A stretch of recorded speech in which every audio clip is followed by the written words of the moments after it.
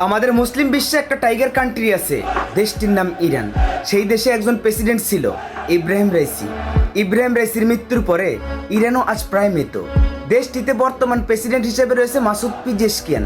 তিনি ইসলামের জন্য ন্যায় পেরোয়ান, তারপরেও কখনো হতে পারবে না ইব্রাহিম রাইসির সমান।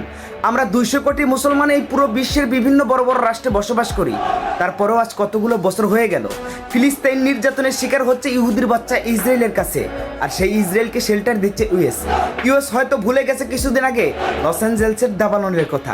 তোমরা মনে করো না আমার আল্লাহ পাক ছাড় দেয় কিন্তু ছেড়ে দেয় না।